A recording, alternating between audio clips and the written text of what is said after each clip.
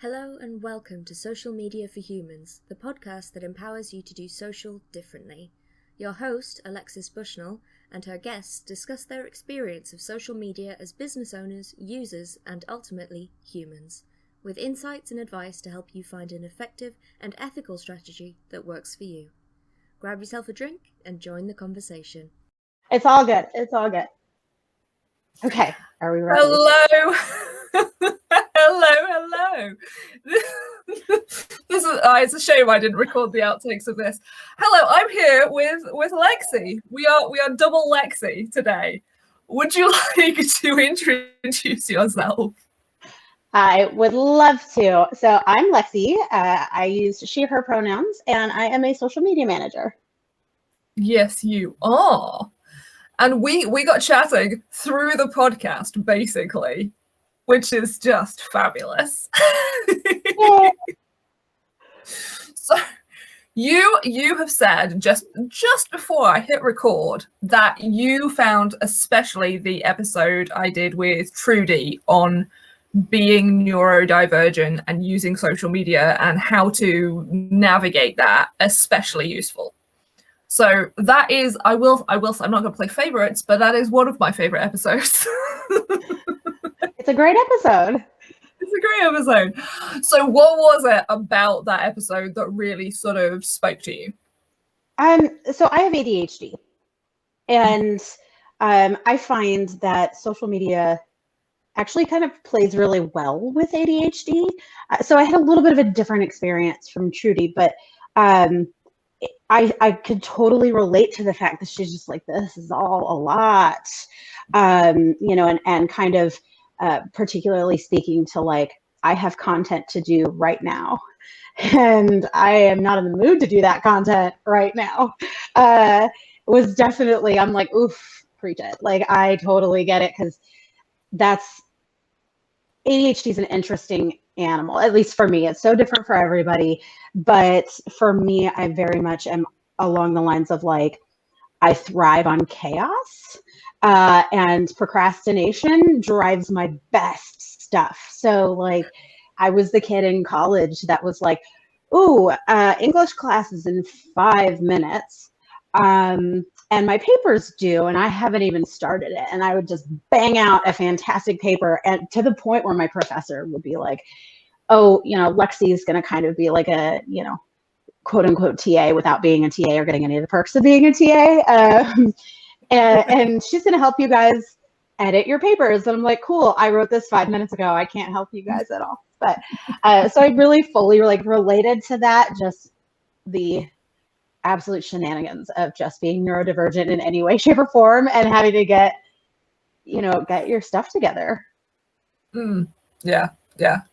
And I think it's so common. And I think even if you aren't neurodivergent, even if you don't have a mental illness or a chronic illness or something going on, like, life happens, stuff happens, and it can really throw you, even if it's things like grief has been a big one this past year or so.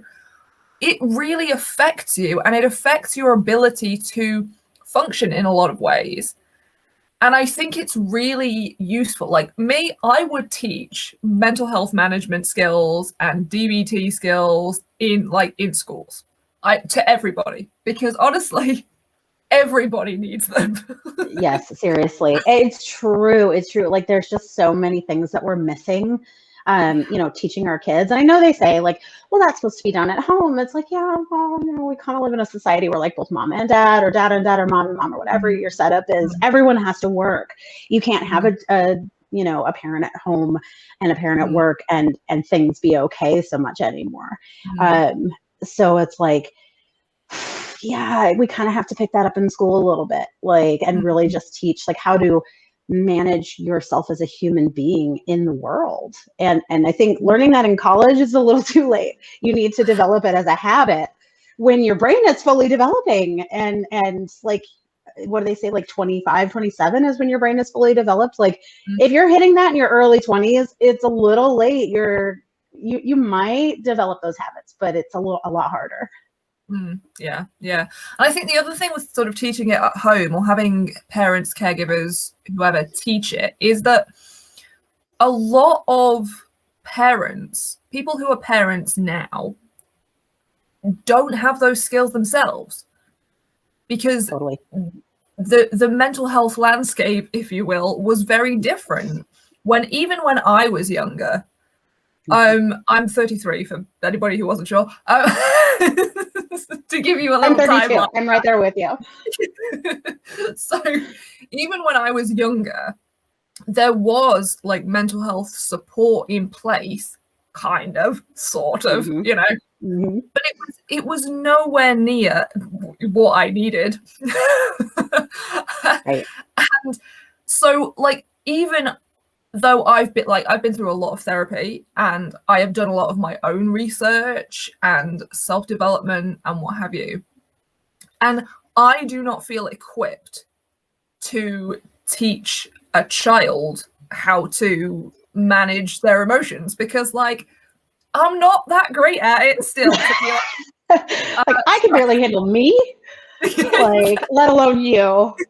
Like, so, like, my daughter has ADHD, and that's kind of where I'm at, is I'm like, do you know how hard it is to have a medicated or unmedicated, but especially unmedicated ADHD brain try to help another ADHD brain? Oh no, it is a hot mess. It is just a disaster. But we're kind of muddling through it. So yeah, I fully agree with that. And I think especially like with our age range, right? And when I was growing up, boys were, ADHD, we kind of spot that in them, because for for boys it was more like, oh, they're hyper, and that's obvious. That's really obvious. That's ADHD. But I think that for girls, it was more like, I don't know, it was just different. It didn't present the same way. And I think that, biologically female, biologically male, we kind of have always gone off of like, oh, the standard, straight white men, this is how they, straight cisgendered white men, this is how they present. Therefore, that's how the whole world presents. And it's like, no, pumpkin. That's not how it goes. So it's really, though, it is really uplifting to see kind of this new generation. Like, my kids are 12 and 9. My daughter's the 12-year-old. She's the one with ADHD. And just sort of watching how the schools handle it now versus when I was in school. And my second grade teacher will never forget this. My desk was always a mess. She took my desk, and while everyone was lined up waiting to go to lunch, she made them sit there and watch me while she dumped my desk out on the floor and made me pick it all up and clean it up. That teacher will be fired immediately today. You would hope. It's getting better. But, back then it was just, it was tough love. No, I'm 32 and I've never forgotten that woman, nor have I ever forgiven her. So, like, but yeah, that whole landscape is just such an interesting thing. So that episode really, truly touched my heart. Like, I was so happy to like listen to it, and I was like, oh yes, like let's talk about this. I think it's really, especially with ADHD, but generally speaking, with social media, it is woof. Because social media is designed to basically shorten your attention span, to give you that instant hit of dopamine and be like, yes, keep scrolling. So for someone with ADHD, how does that impact you? I get sucked into TikTok for 4 hours at a time. And I feel like that's a pretty universal problem. You either love TikTok or you hate it. But like my partner, he'll be like, you've been watching these for 4 hours. And I'm like, you've been over my shoulder watching these for 4 hours. So like, I don't want to hear you complaining now. But it's so easy, right? Like, you just get sucked in so fast. I turned on the function on my iPhone where it basically is just like, here's how much time you've spent on your phone this week. And I initially had a time limit set up for things like Facebook. And then I would just keep clicking like, skip the time limit for today, just skip it. Like, we're just going to keep using it. And I'm like, ooh, I have a problem. But it truly, those little hits of dopamine. And for an ADHD brain, that's what your brain is looking for all the time. That's why we thrive well in chaos, or we think we do. We've kind of adapted to thrive well in chaos. And so just that constant change, it works great as a career. But as an individual human being in my personal and private life, I've actually, because, and you may have found this also, I don't know if you were like this before, if social media work changed this for you, but I was on social all the time personally before I started doing it as a job. I now am very rarely posting personally, very rarely consuming personally. I find that I still kind of need to for work, because I'll stumble across things on my private time and go, oh, that'd be perfect for work. And so finding boundaries is also really hard, and maintaining those boundaries is also really hard. Yeah, boundaries really is difficult. And I think actually I was talking to Teresa in the previous episode, and we were talking about how we use social media outside of work. And she was saying that she does use social media now for like personal stuff. And I was saying, I feel like I have kind of backed off social media personally and gone towards like private messaging apps. And it is because of that. A lot of it is because like on Facebook, I hate Facebook. Sincerely, it is not my favorite place. For a million But like with Facebook, a lot of the problem I have is that I have clients message me on there, even though I do prefer email. There is this sort of assumption that like, well, you know, you're on Facebook, so I'll message you on Facebook Messenger. So I can't get away from clients on Facebook. If my clients are listening, you're lovely and wonderful, but I need a break sometimes. Right. Boundaries are important for everybody. And it doesn't mean you don't love them. I set boundaries with my children. It doesn't mean I don't love them. It just means mama needs her space. Give me a minute here. Yeah. And so like Facebook is not my favorite place to go. Outside of it's not my favorite place to go during work either. But I use Twitter a lot for work now, because of marketing. Twitter is just gold. I know. Incredible.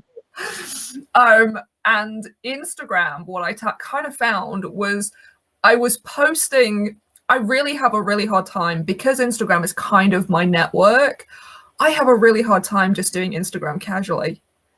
And so when I have a personal account, but I could not think of it as just post something. It doesn't need to have a caption. It doesn't need to have hashtag research. You literally just post anything. It doesn't matter. No, it's hard to break it. It is. And so I was in this mindset where I was like, there's I used to do Tea and Tarot Tuesday was a like hashtag thing I used to join in with on Tuesdays, as you might imagine. And I kept finding that if I was busy, or I just wasn't really in the mood to post something, or I didn't have time to write like a lengthy caption, I felt so guilty, and I was just like, oh no, I'm failing at Instagram. Like, it's a personal account. Get a grip.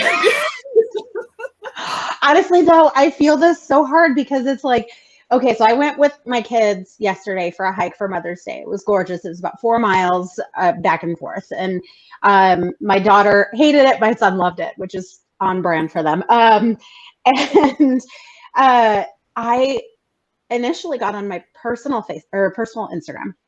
And I just did a 10 picture carousel, and then I had to do it in 2 parts. And I felt like, I'm like, oh my God, like I don't think I've ever posted anything that was more than 10 photos, and then had to do it in a 2-part post. Like, and then after I did that, I went in, and I'm not kidding, I made a reels of all of our photos after the fact, because I was like, I hate this so much. And I deleted my posts and posted the reels instead. And I'm just like, you need to get a grip, Lexi. Like, this is too much. This is my personal private. It is fully private. I have it locked down. You can't follow me unless I accept.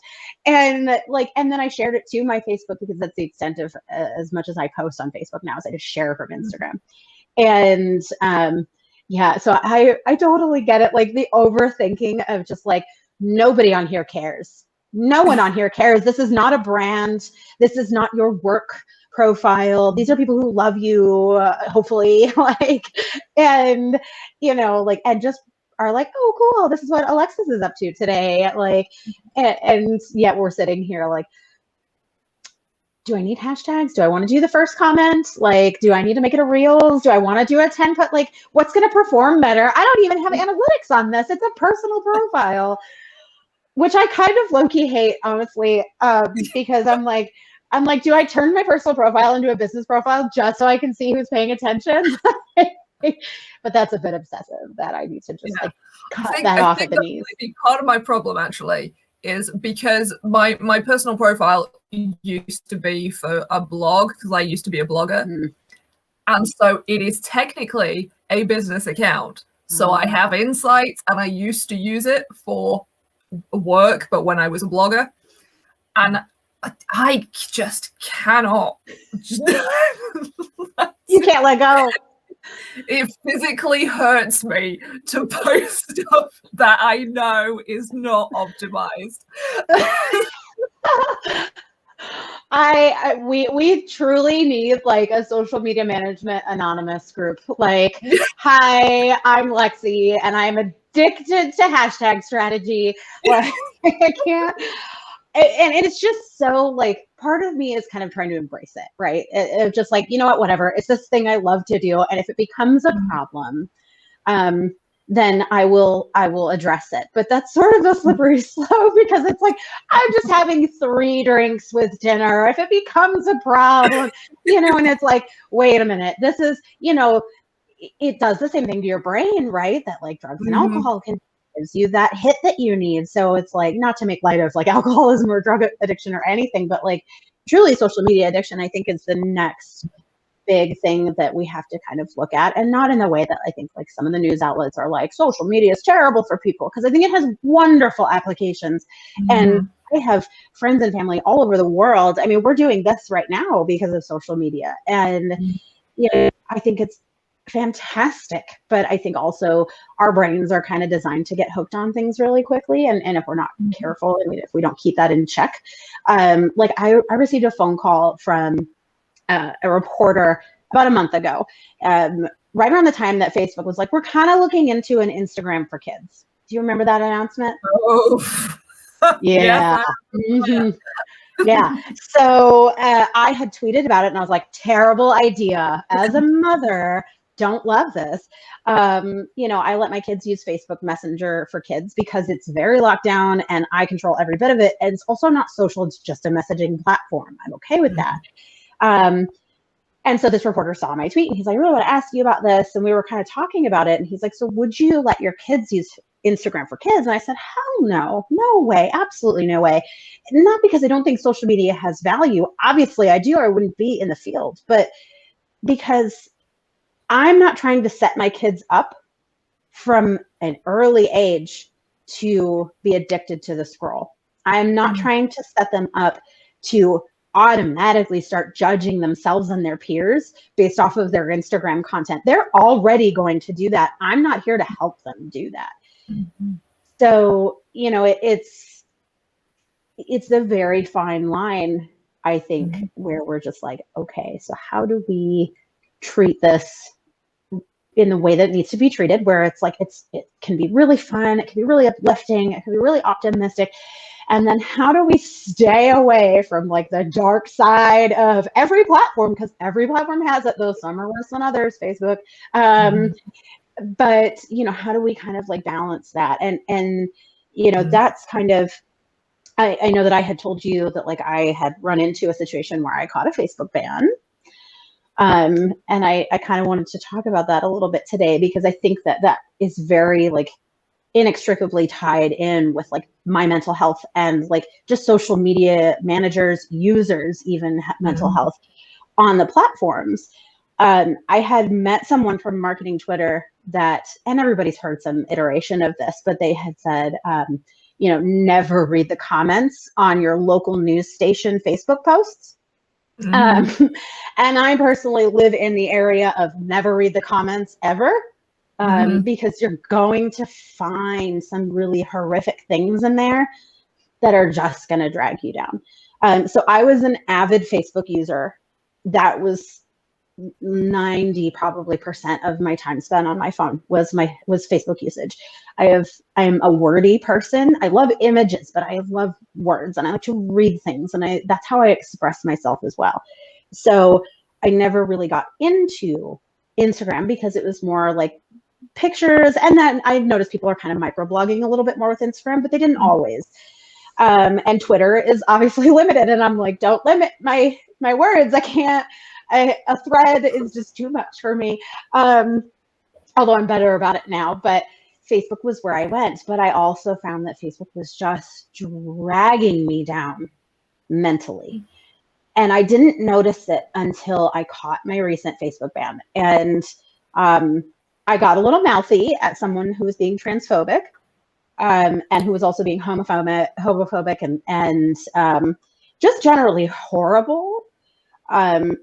A little bit of background for me on that was they were saying something about how adoption is terrible to like birth mothers. I'm a birth mother. I placed my son for adoption with his dad's March of last year when he was born. So they were hitting home in all the places for me. And I was like, okay, we're going to fix our little fingers here to say something. Facebook immediately went, that's bullying. You've caught 30 days. Now, 30 days is not your first infraction unless you've said something horrible on the platform. So clearly it wasn't the first time I had been banned. But I was kind of noticing that I was getting banned for saying things that Facebook considered hate speech, but that really were not. Things like, okay, like, white people, you need to get your stuff together because we have kind of historically been terrible. And like, or there was one where I had reshared an article that statistically in the United States, white men are the biggest domestic terrorist threat. It was just true. There was nothing opinion about it. It was just statistically accurate. And I just reiterated what the article said. I caught about a week ban for that one. But then I would see things of people using horrible racial slurs and homophobic slurs and just awful things that to anyone with a brain, you'd be like, no, this does not belong on the internet. No place that claims to moderate their platform should be allowing this kind of speech. And you report it and they say it doesn't violate community standards. So you're like, okay. So me saying, this opinion is trash catches me X amount of days, but you saying, the N-word is fine, like in a way that's derogatory and awful, and you should not be using that word. I ended up deleting Facebook from my phone, and I have never been happier, honestly. And I have to use it for work, and that caused a bit of an upset at my job. Because I couldn't do community management for 30 days. I could pretty much just go in and say, hey, I'm going to flag this post to someone else who can, respond or do something about it, because I can do nothing. It almost cost me my job, which is fair, honestly, because I couldn't do it for 30 days. It ended up being okay. It was not a big deal, but deleting the app has honestly really, truly improved my mental health so much. I get on it now still, like the web-based version on my phone too. I like to check like on this day and look at my memories from like 6 years ago and be like, oh, I was so dumb. Or reframing it more properly. Look at how much I've grown, right? But yeah, it's an interesting platform, not to like fully bash on Facebook, but I just know that that's like, I've seen that a lot of marketing Twitter. People are like, if I could delete my Facebook, I would, but you can't. You have to have a personal, now it doesn't mean you have to use it, but you have to have a profile to have a business page. And I understand that is Facebook saying like, hey, we need to keep our users up, and requiring you to have a personal profile keeps our users up. But at what point does that then just become a platform full of angry people and social media managers who are only have a Facebook to run their page? So like, it'll be interesting to kind of see what happens over the next few years with that. Yeah. It is interesting, and I think that the ban sort of situation is difficult for social media managers, because like I think earlier this year, I think it was, I had a disagreement in the DMs on Instagram with a transphobe who I was entirely blissfully unaware was a transphobe. Anyway, and literally I did not say anything offensive at all. They said, "Oh, I think we should agree to disagree on this." And I said, "Human rights are not an agree to disagree issue. This is not whether or not you like coffee. It's about people." Exactly. And that was it. And about 5 minutes later, I can only assume they reported me because my account was locked. I'm thinking, through DMs. This wasn't even comments or anything public. No. And genuinely, it blew my mind. I was just like, I didn't say any slurs.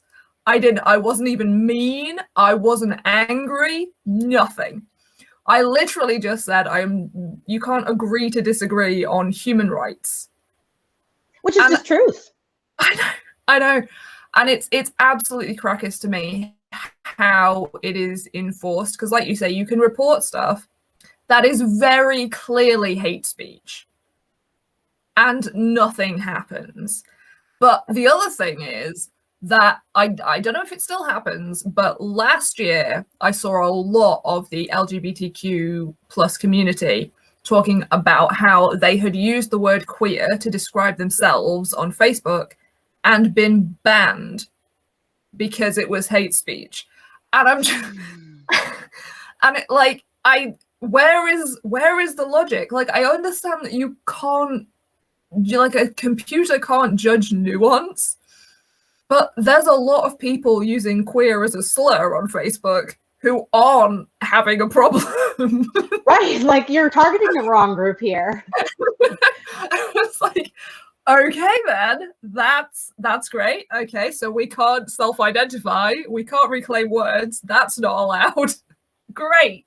Fabulous. Which, on top of everything else the community faces, is like, really, like, microaggressions are a thing. And it's like, you know, come on, like, that honestly, that makes me just so upset, because it's like, where, yes, you can appeal it, right? Like, you can be like, no, you kind of missed the context of this here. Random example, I have a friend who has a horse, right? And her horse, she had taken a picture of her making a weird face. And I was like, your horse looks like she's saying, like, bitch, please. And when I went to go post that, Facebook said, are you sure? They put a little pop-up. They're like, this is really close to bullying and the kind of comment that's been reported before. And I was like, what? Like, what? And I posted it and it was fine. But I know that, like, in the past, Facebook has misread context, and I've been able to appeal it. But you should not have to. In the context where you are reclaiming a word that has traditionally been used to harm you and to dehumanize you, frankly, and where you're like, I want to own this word. I don't know if you can see on my TV behind me, I've been watching Queer Eye all day. So I'm like, yes, like, love this contextual conversation. But like, it just, that is so harmful. And I just, it is very interesting to see how Facebook as a company handles the different platforms and how restrictive and yet not at all restrictive Facebook has gotten. And then how Instagram does somewhat better. And maybe it's because there are fewer word issues on Instagram and more image issues, because I do know that I have friends who are in sex work, and, you know, I used to do burlesque. So I have a lot of friends in that realm and that space that are being shadow banned for hashtags they use, that are, you know, being booted off of Instagram entirely because their images are somewhat suggestive, which is a whole other thing that is just absolutely asinine to me. How many topless men can we see before we're finally like, nipples are not a big deal? But it's really, it's a hot mess is what it is. Just the whole community guidelines bit is a hot mess. And I don't envy their position at all, because you have to, they feel like they have to. I don't think they really have to, but they feel like they have to kind of be somewhere in the middle. And it's like, yeah, but like being in the middle kind of is not it anymore. And you have to be really firm on your stance. Like, hello, Twitter kicking off a certain 45th president being like, nah, you're done. You're out of here. We're done. And then Facebook was like, oh, all right, we'll join in, you know, and it's, they have to do better. If you can target ads so well that someone in the same room as me Googles something, and then because we're on a shared network, that then shows up in my Facebook ads, if you can do that well, then you can do community guidelines well, and you can execute that well. It's just that doesn't make them money. So, you know, I get it. We're putting the focus where the money goes, but at some point you're going to lose that money because people are going to leave the platform. And I've noticed that a lot of people I know have stepped back from Facebook, and they're like, I'm a better person for it. And that's not good. That's not what I would want to hear as Mark Zuckerberg is like, oh, I left Facebook and it's changed my life for the better. Like, I don't think that was his goal when he started Facebook. Yeah, I think that the big issue is because when you look at the ad spend on Facebook, oh, this is gonna get people angry. But conservatives spend a vast amount more money on Facebook ads and ads generally than liberals, politicians. Statistically, they just do. They spend a vast amount more. It would be a terrible business decision for Facebook to say, you can't say XYZ thing that is commonly used in a lot of conservative marketing. Rhetoric. Yeah. But at the same time, my attitude is very much like, if I was running a social network, tough, you know? Right. if you want to pay to be able to use hate speech, I am not the person to pay. Go elsewhere with your money. Right. And I think, especially for Facebook, I mean, the amount they make in profit, just in profit, is obscene. They can afford to take a stand, you know? Yeah. And the frustrating thing is that really small businesses like me, like you, we take a stand, and we can't really afford to. If Facebook and people like that did take that stand and go, right, no, that's it. We are not allowing hate speech. We are going to monitor it like this. We are going to do these things. We're going to hire real people to monitor things and check things. It would make such a massive difference immediately. Yeah. And it is endlessly frustrating to me that they're like, nah, I need another island. Right. Well, and so, you know, they're going to lose their audience, and they're going to lose their users, and we are their commodity. So, you know, we are the product they're selling. And if they don't have us to sell, what on earth are they going to do? So, you know, it's Facebook's demographic. We all know, like, especially Gen Z is like, Facebook's for old people, but like, you know, and but truly the demographic on Facebook does skew older. So one of my clients is a hardware store in a very small community where I live, actually, that is a 40,000 person county. And it is a very large land-wise county. So that's not a whole lot of people for the area. Our top most engaged and most interactive demographic is the 65 and up crowd, which is wild to me. Because I'm just like, that is insane. Like, I just remember my grandma getting on Facebook and being upset because she's like, why is this picture being sent to me? And I'm like, Nana, this is your news feed. Like, and she just didn't understand the concept. And so, but they've really adapted. It's kind of incredible. Like, to how much they use Facebook and like how savvy they are. I'm like, yes, get it, grandma. But like it is an older demographic, and so I think a lot of the younger crowd is kind of like, we're sort of escaping to Instagram, and then kind of even younger are like, we're going back to Twitter. I was reading an article somewhere that said like Gen Z is really focusing on Twitter, and then of course TikTok, and it's so, I have to say, this is so apropos of nothing, but TikTok's algorithm, if I could clone that and start a new social media platform with that algorithm, like, it is insanely good. It is so good. You spend 10 minutes on TikTok and they've got you pegged. They're like, oh yeah, this is what you like to watch. This is what you're into. It's a little scary, but we all know how that works, right? And but it's like the videos that are like, oh, you've come across my page. You must be this, this, this, this, and this. And I'm like, dang, like, how did you know? And first of all, kudos for knowing your audience. But second, like, just that algorithm is, the people who are like, oh, I ended up on conservative TikTok. I'm like, then what are you watching otherwise? Because in order to end, you have to try really hard to end up there if that's not where you naturally lie politically. So, it's just, social in general is kind of the wild, wild west a little bit still, even, what's it been? 2006 was when Facebook really like got big. And so it's like, we're still kind of looking at it and going, like, we still don't really know how this works, but it's constantly changing. Right. So again, I think that's why the ADHD works out so well for me. I'm like, yes, give me new changes. I love things to change. It can't be stagnant or I get bored. But it also is really, it needs to grow in some ways faster than it has.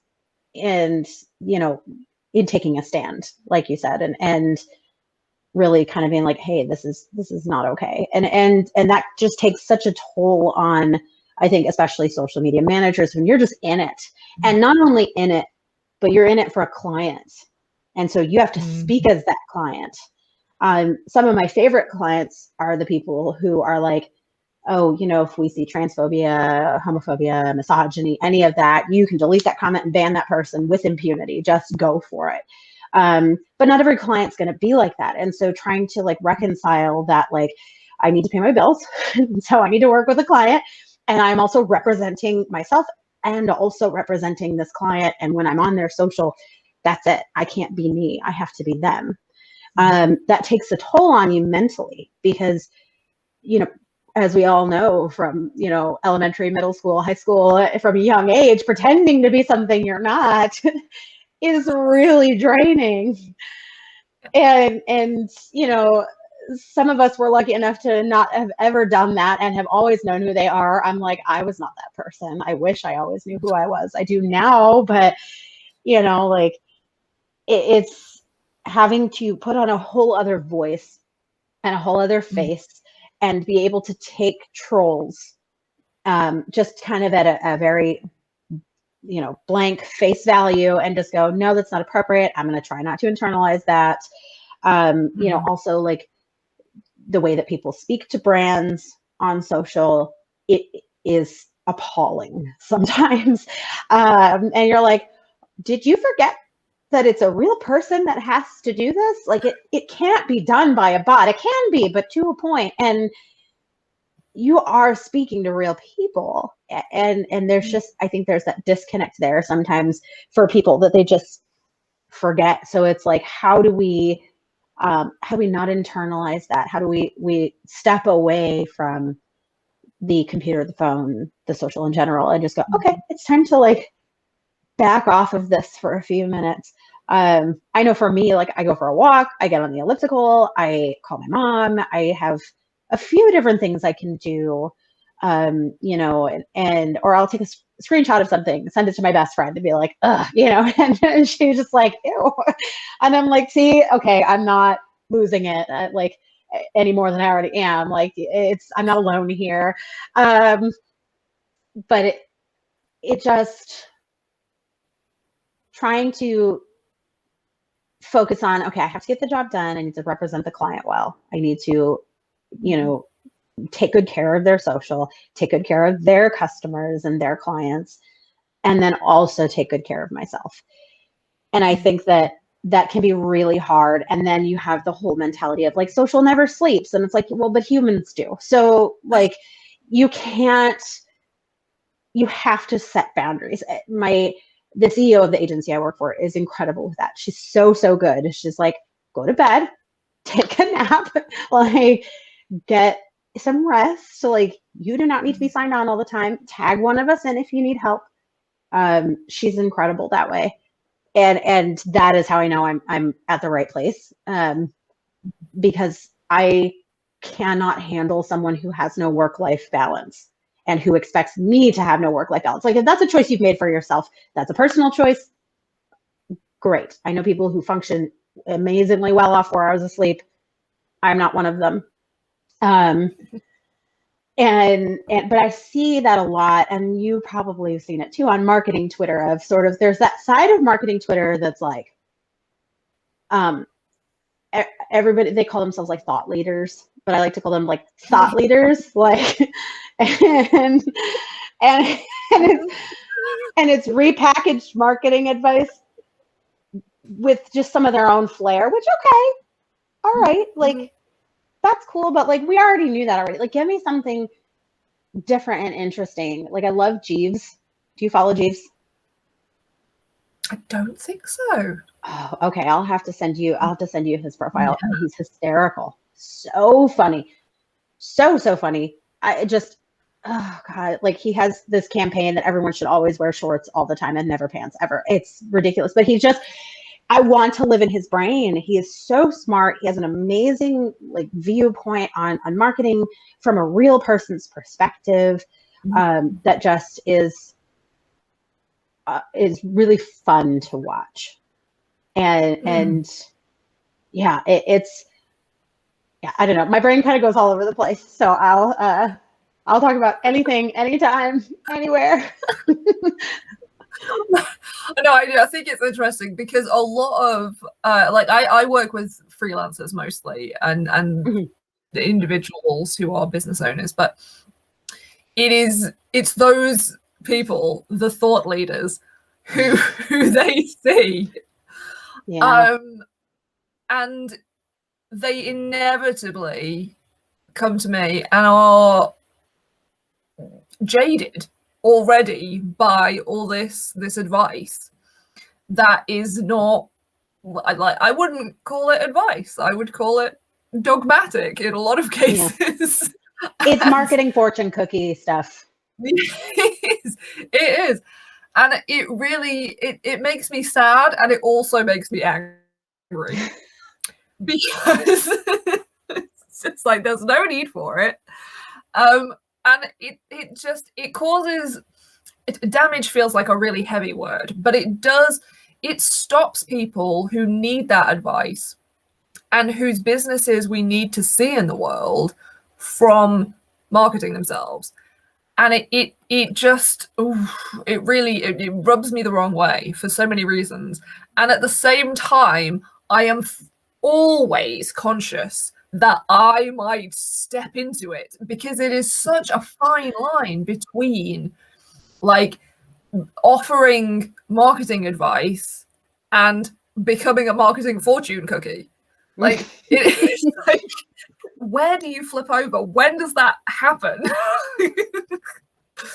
Right. Well, and I think that what I've noticed is that the people who are vulnerable and just fully themselves are the people that most people end up flocking to, because you can only listen to dogma for so long before you're like, oh, like this is the same thing you said last week, but just with slightly different words. And you're also not giving me, like, how many threads do we have to see? I'm not calling anyone out specifically. I see so many of them, but how many threads do we have to see that say, I grew my Twitter following by 1,000 followers in a week. Here's how I did it. I can't tell you how many I've seen. but then there's no real advice in the thread at all. It's mostly just like, I built a community. Cool. What does that mean to you? I talked to people about what they wanted to talk about. Cool. What do people want to talk about? Like, what do you know specific? Like, I need to know, not because I want to be able to copy it word for word, but I need to know how you did it for who you are, because then I can scale it for who I am. And your clients want to know how you did it for who you are, because then they can scale it for who they are. And if you just tell me, oh, I did this, but with absolutely no thought or substance behind that, I'm not really learning anything. And so it's like, great, good for you. You have a large audience, but are they an engaged audience? Are they talking to you? I tell every client I have, 100 people in a room hanging on your every word is infinitely better than 10,000 people who couldn't care less what you have to say. And, that, like, the vanity metrics of, like, I have X amount of followers, like, that's lovely. But do they care about you, your brand, what it is you have to say? Do they want to tell you what they think? Like, are you speaking to them and with them or at them? And that's a really hard concept to grasp. And I find that a lot of the thought leaders are kind of, they tend to speak at people. I love to follow the people who ask questions and who genuinely want to hear your answer and, engage with you when you answer, and are not just there to be like, I know that if I ask a question, it gets good engagement. Well, yes, it does. But if all you did was ask me a question and then you never responded to anybody, or you responded to, like, the people with that little blue check mark next to their name and no one else, you're not building an audience. You're kind of just interacting with some people. And I kind of am like, all right, I get it. If your thread blew up, it's hard to respond to everybody, but taking the time to at least really, truly listen and engage, it is huge. It's huge. And yeah, so the world of social media management is just such an interesting, I came from doing it for small businesses and wasn't really involved in marketing Twitter. In fact, like, horrific admission on my part, I barely used Twitter at all. And which, as a social media person, people are like, oh, clutching their pearls. And I'm just like, it moved both too fast and too confusing at once for me until I finally got it down and just started using it. But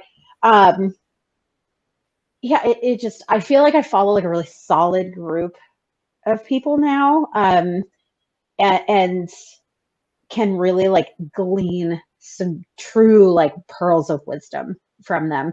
And, like, this is what we're doing here, and this is how we're doing it, and how you can also do it.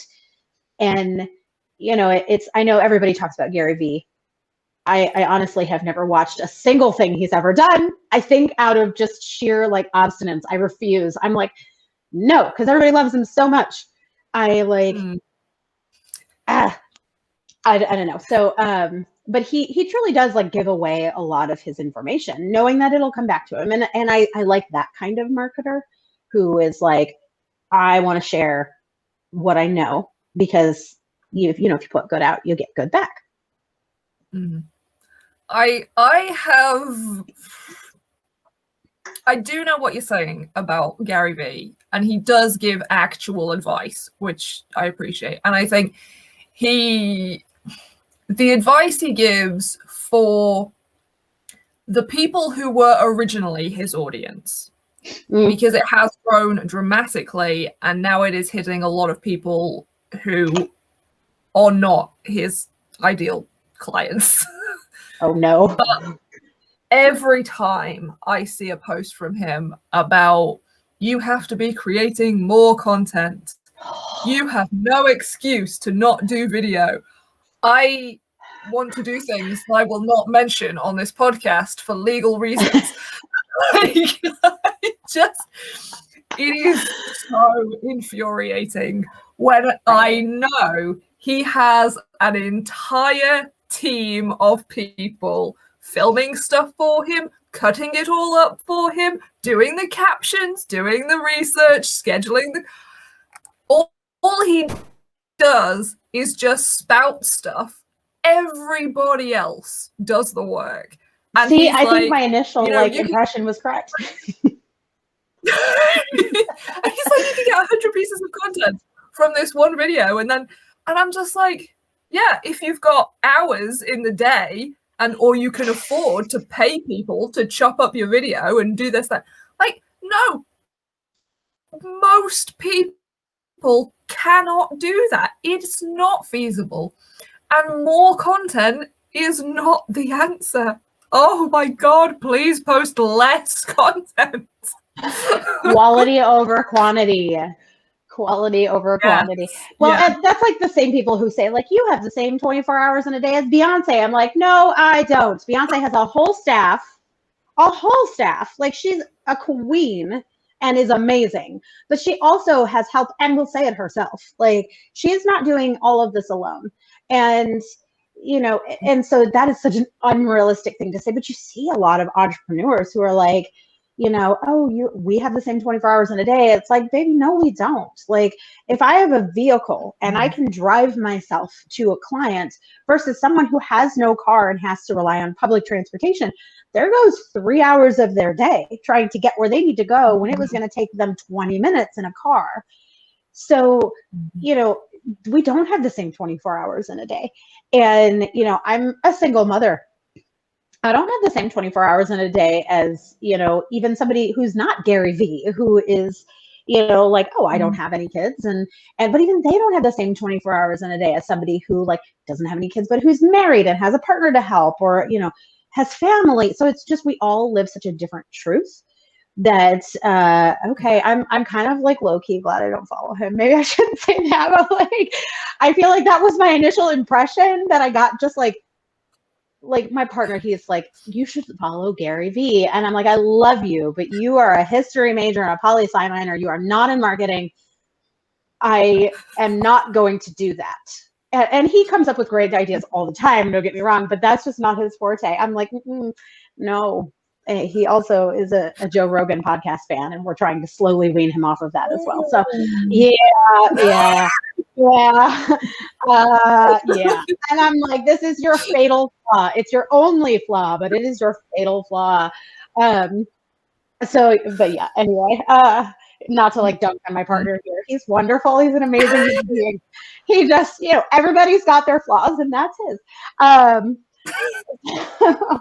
But yeah, there's a lot of the same stuff being regurgitated, and it's so interesting to see how I went from that side of marketing, Twitter, because I think that's where everyone kind of starts out, because those are the like top people posting under that hashtag. And so, you know, it's like, oh, this is where but then you just sort of slowly, like, thank goodness for the Twitter algorithm that's like, oh, the person you follow liked this, and it's snarky and funny, and that is on brand for me. I'm like, yes, I love this. More of this, please. More of the people who are like, I adore marketing. I love marketing. I do not live and breathe marketing.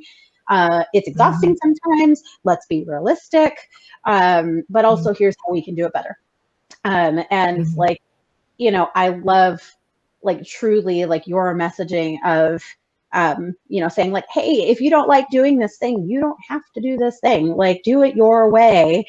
And, you know, and make it your own, because none of the accounts that really do well are all the same. Some of them are. You've got some similar themes, but, you know, then there'll be someone who blows up on Instagram or Twitter that is just like so quintessentially them and different from everyone else. And you're just like, oh, I love everything about this. And I love how you are yourself, and no one else could really be like you. You know, and there are times when I'm like, but me is boring. Like, but like, not to somebody who hasn't lived my life. So, you know, they might be like, wait, you've done this, and this. That's really cool. Like, I didn't grow up that way. I would love to know more about that. Or I did grow up that way, and I fully vibe with you on this. And it just, I think we're all getting a little sick of that cookie cutter kind of feeling on social. And I think the whole world is like, no. Yeah, no, I agree. I think people are realizing that the perfect Instagram life that they have been sold is not actually perfect, even for the people living it. Yeah, I know. You don't say.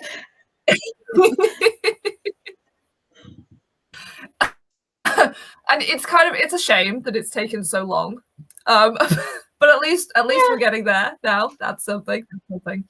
So yeah. And I think the frustrating thing though is that as with all trends, now authenticity is becoming like the thing and has somehow become to mean something that isn't actually just be yourself. It's like be a specific authentic version of I don't get it. I don't it's filtered authenticity, right? So it's like you're authentic but in a grammable way. And it's like, no, like, you know, because I mean, to be fair, like nobody wants to see like the unfiltered, and maybe some people do, but like I think the general idea is no one wants to see that unfiltered, like weirdly angled, like take a picture from down here and all I can see is your ceiling authentic version of you. Like that's not fun to look at.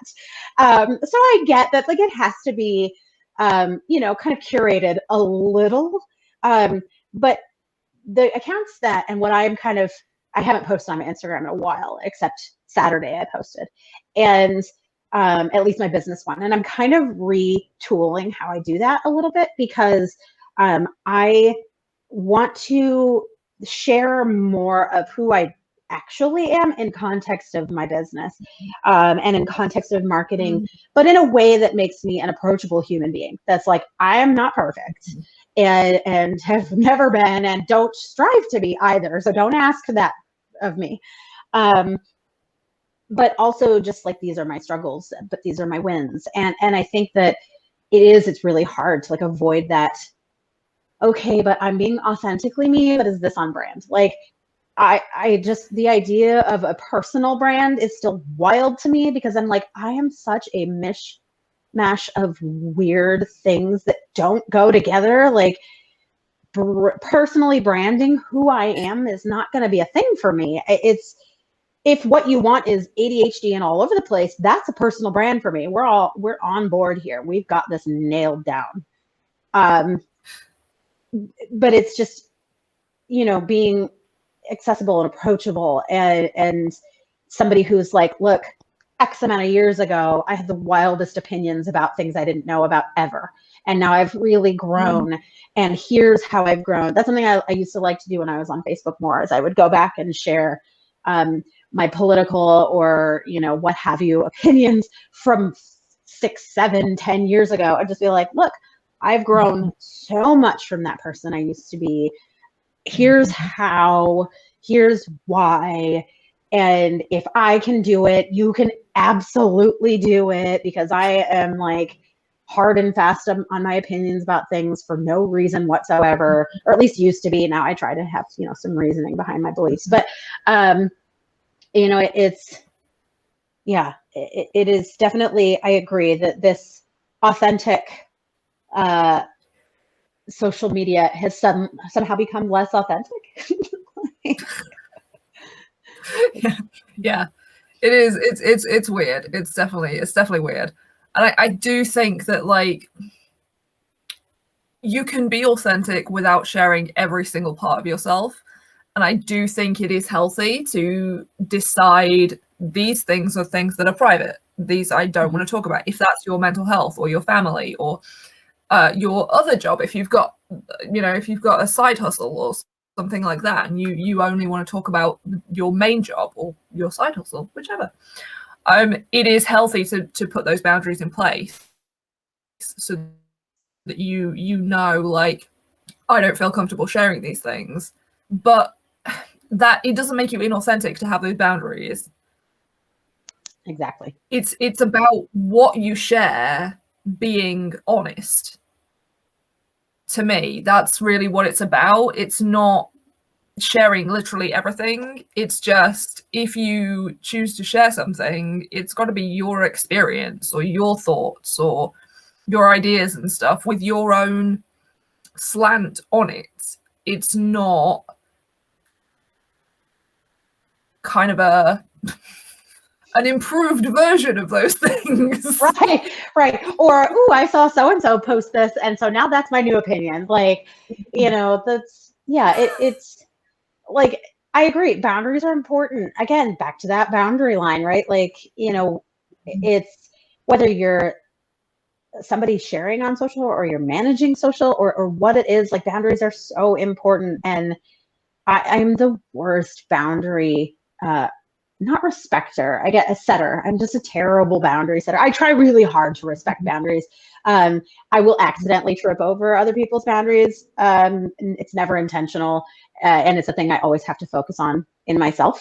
But like, it's mostly because I'm such a bad boundary setter that I'm just like, oh yeah, right. They fully, I had a friend who's fabulous about that. If they are someone that I want to talk to about a problem I'm having, they've made it very clear that I need to ask them before I just start spewing. And they've said, like, if you come to me, because I have friends that I can just go to and be like, ugh, this happened. And they're like, girl, tell me about it. Like, you have those people and you know who they are, you learn.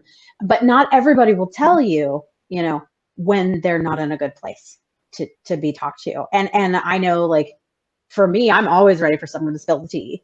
But not everybody is in a good place for that. And so I've gotten really good at being like, hey, do you have the spoons for this?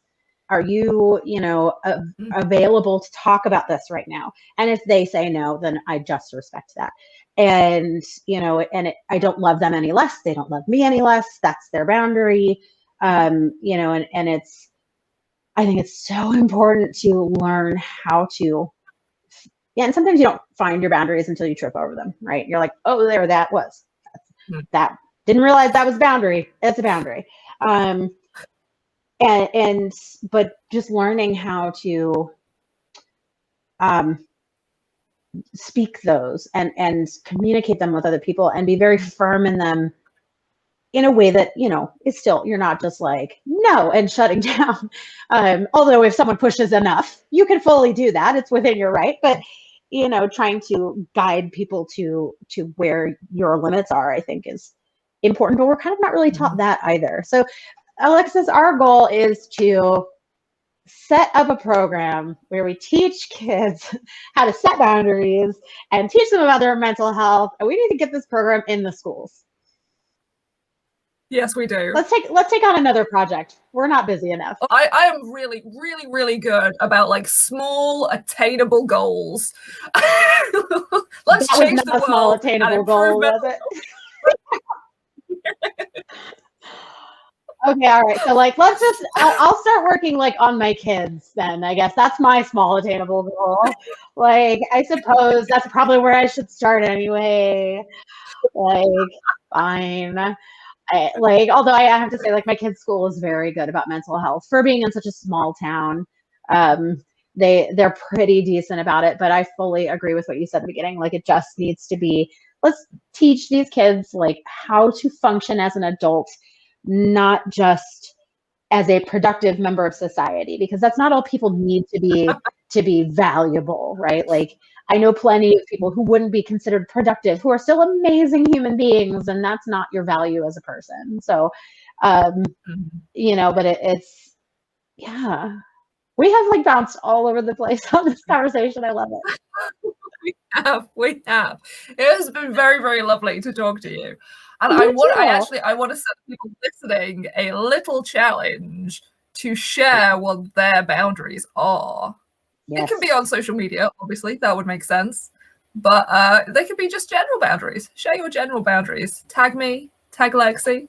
All the links will be in the show notes, but tell us, where can the people find you? Okay, so I'm on Twitter at Lexi Markets. I'm on Instagram also at Lexi Markets. And that's pretty much it. I'm not super active. There's kind of that trope of like the social media manager never has their own social media presence. Like we do, but we don't. And I so admire like yours. I'm like, I don't know how she has the time to do this, like, and be so amazing at the same time. Like that is one of my weaknesses. But yeah, Twitter and Instagram mostly. And yeah, that's pretty much it. I will put all the links in the show notes so people can find you super easily. It has been so lovely to have you. Well, thank you for having me. This is so much fun. I love like getting to chat marketing with people whose eyes don't glaze over the minute that I start talking about it. Yeah, it is nice to be able to talk about it and have people nod along and not in the just smile and nod way. Yeah, maybe eventually they'll stop talking about it. Like, no, I won't. You're going to have to shut me up. If you want more regular reminders to find your own way to use social media, follow Alexis on your social platform of choice. All the links will be in the show notes. Until next time, be a human.